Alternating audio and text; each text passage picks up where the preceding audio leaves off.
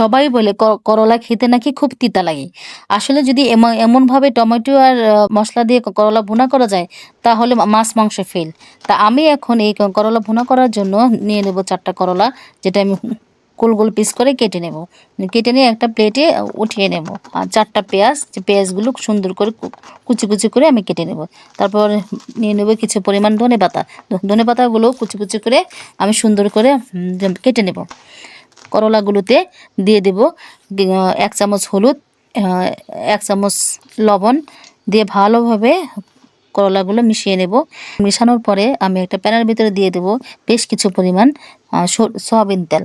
কারণ করলা ভাজতে তেলটা একটু বেশি লাগবে, কারণ তেল বেশি দিলে করলা মচমচ করবে।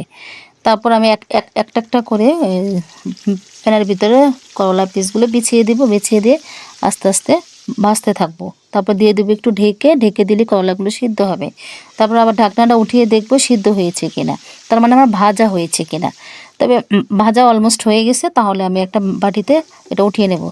তারপর সেই প্যানে দিয়ে দেবো ১ কাপ পরিমাণ পেঁয়াজ, সাথে গরম মশলা, আর দিয়ে দেবো একটু পানি।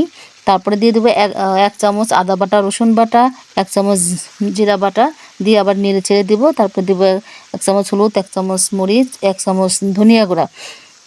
তারপর দিয়ে দেবো ১ চামচ লবণ। তারপর এগুলো দিয়ে একটু একটু কষিয়ে নেব। কষিয়ে যখন দেখবো তেলটা উপরে উঠে এসেছে, তারপর দিয়ে দেবো একটা টমেটো কুচি। তারপর দিয়ে দেবো সেই ভেজে রাখা সুন্দর করে গোল গোল করে সেই করলাগুলো। সেই করলাগুলো দিয়ে নেড়ে চেড়ে দিব। তারপর দিব সেই কুচি করে কাটা সেই ধনেপাতাগুলো দিয়ে আবার একটু ঢেকে দিব। ঢেকে দিয়ে দেখবো যে সিদ্ধ হয়েছে কিনা, কিংবা পানির ঝোলটা ঠিকঠাক আছে কিনা। তো আমার অলমোস্ট করলা হয়ে গেছে। ঝোল সহ আমি একটা প্লেটে নামিয়ে ফেলবো।